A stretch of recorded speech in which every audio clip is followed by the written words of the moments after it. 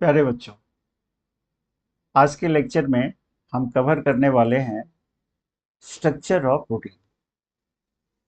तो बेटा, प्रोटीन जो है ना, वो चार तरह के स्ट्रक्चर शो करता है।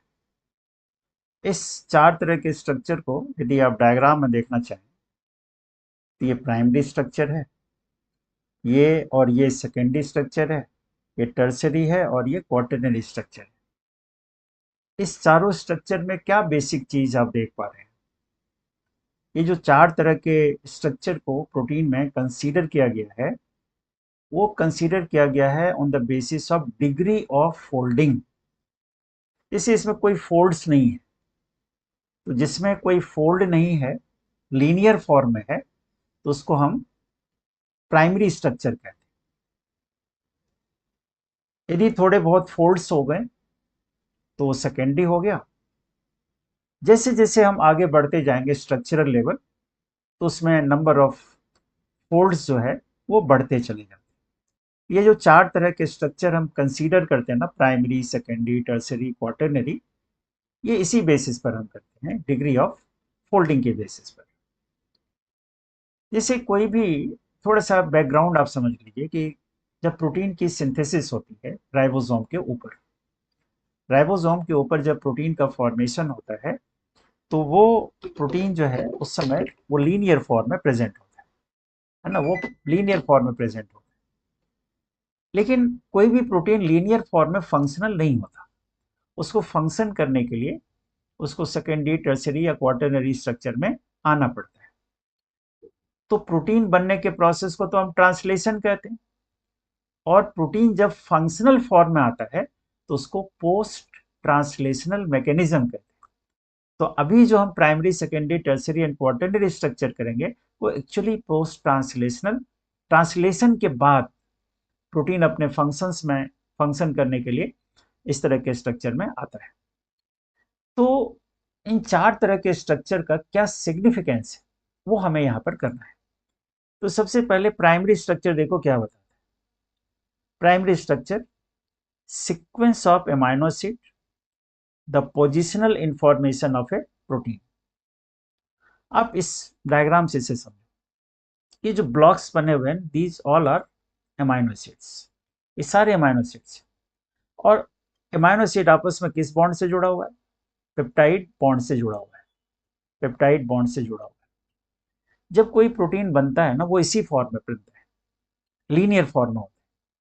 तो जब प्रोटीन लीनियर फॉर्म में हो तो उसको क्या कहेंगे? प्राइमरी स्ट्रक्चर कहेंगे।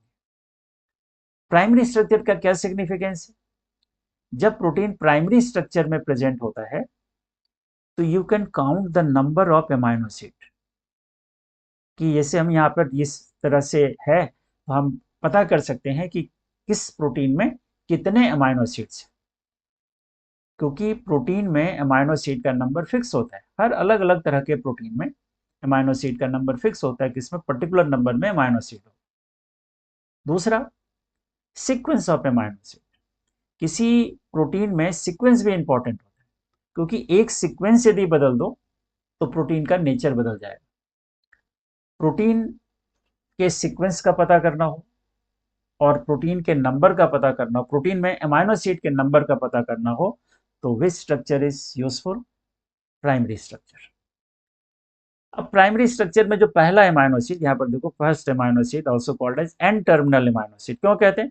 क्योंकि फर्स्ट एमाइनो एसिड का एमाइनो ग्रुप फ्री होता है, लास्ट एमाइनो एसिड का COOH ग्रुप फ्री होता है।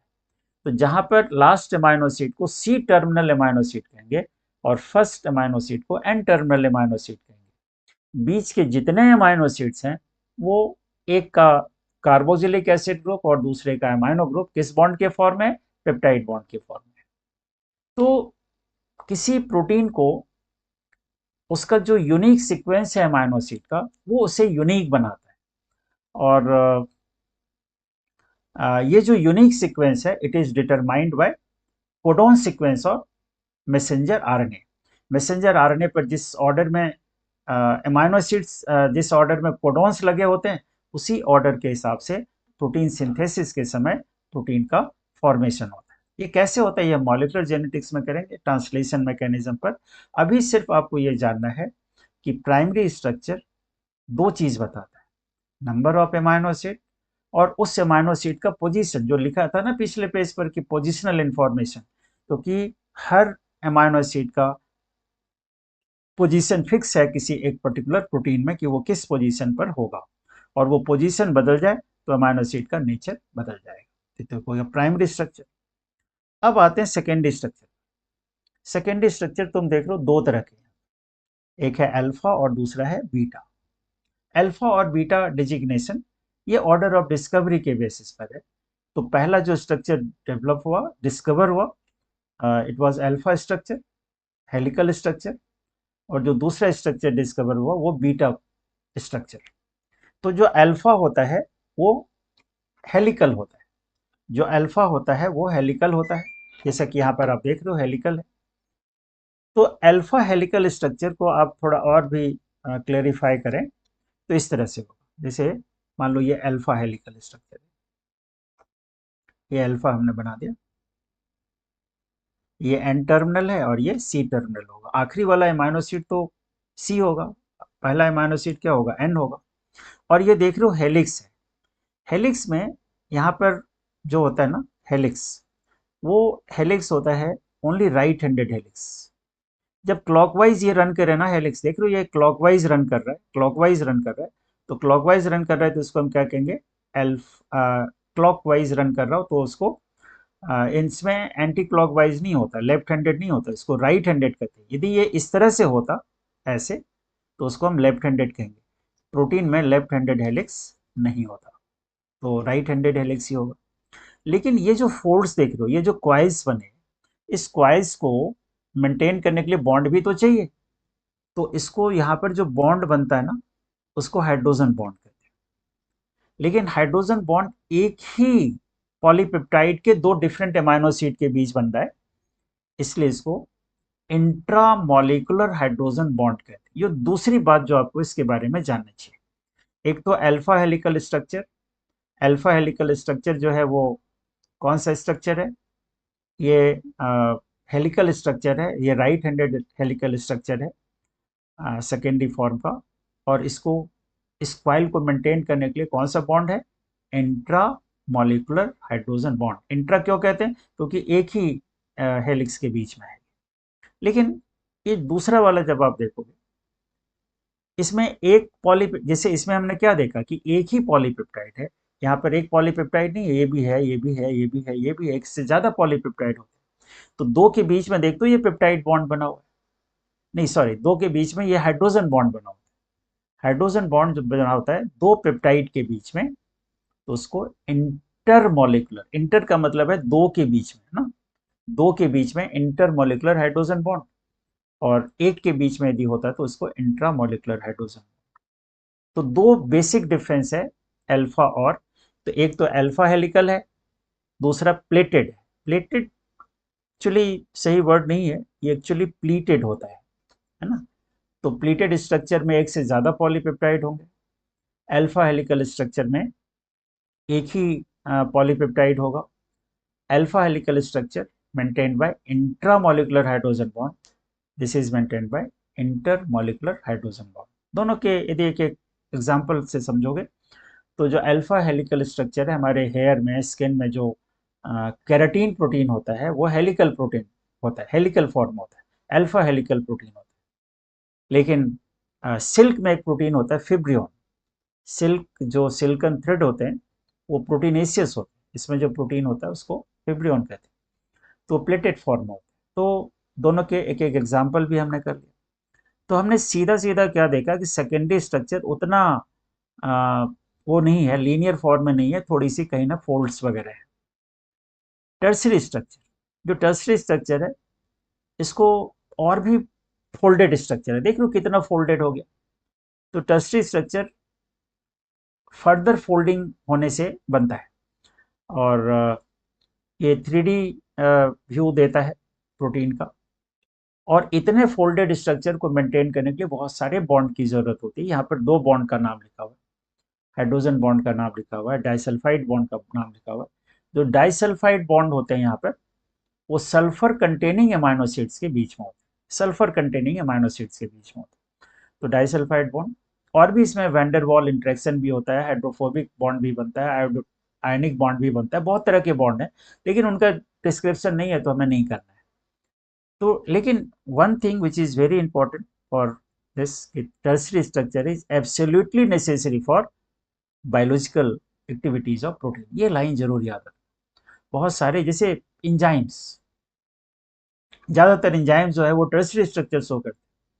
आपको लगता है कि इंजाइम के बगैर हम जिंदा रह पाएंगे?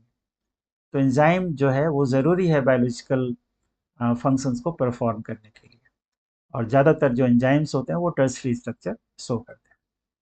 तो 3D व्यू हो गया। लेकिन कुछ प्रोटीन्स क्वाटरनरी स्ट्रक्चर भी शो करते हैं, और क्वाटरनरी स्ट्रक्चर का सबसे इंपॉर्टेंट एग्जांपल है हीमोग्लोबिन। इसमें ऑलवेज एक से ज़्यादा पॉलीपेप्टाइड होगा, ऑलवेज क्वाटरनरी स्ट्रक्चर में। और वो पॉलीपेप्टाइड एक जैसे भी हो सकते हैं, अलग भी हो सकते हैं। तो यदि एक जैसे हैं तो उसको होमोजीनियस कहेंगे। जब एक जैसे पॉलीपेप्टाइड हैं तो होमोजीनियस कहेंगे। जैसे एलडीएच, लैक्टिक डिहाइड्रोजिनेज, जो हमारे मसल में होता है लैक्टिक एसिड फर्मेंटेशन में हेल्प करने के लिए, वो इस तरह का प्रोटीन है। लेकिन हीमोग्लोबिन हेट्रोजीनियस है। हीमोग्लोबिन में दो अल्फा और दो बीटा पॉलीपेप्टाइड होता है, दो अल्फा पॉलीपेप्टाइड और दो बीटा पॉलीपेप्टाइड। तो ये क्या हो गया, दो अल्फा है और दो बीटा है, तो अलग अलग हो गया ना, दैट्स वाई हेट्रोजीनियस। ये हेट्रोजीनियस पॉलीपेप्टाइड के बना होता है। तो क्वाटरनरी स्ट्रक्चर का एग्जाम्पल जो बुक में दे रखा है, हीमोग्लोबिन दे रखा है, इसमें 4 पॉलीपेप्टाइड्स होते हैं, लेकिन ये मत समझना कि 4 पॉलीपेप्टाइड हैं इसीलिए इसको हेट्रोजीनियस कहते हैं, ऐसा नहीं है। ये डिग्री ऑफ फोल्डिंग के बेसिस पर है। नो फोल्ड्स प्राइमरी, थोड़ा फोल्ड सेकेंडरी, और फोल्ड टर्सरी, और फोल्ड क्वाटरनरी। क्वाटरनरी स्ट्रक्चर जो है उसका सबसे अच्छा एग्जाम्पल हीमोग्लोबिन है। और हीमोग्लोबिन जो है उसमें 4 पॉलीपेप्टाइड होते हैं, लेकिन दो एक जैसे अल्फा और दो बीटा। तो ठीक है। तो आज के लेक्चर में हमने यही जाना, प्रोटीन के बारे में हमने कवर कर लिया। अब अगले लेक्चर में हम स्टार्ट करेंगे एंजाइम्स। Thank you.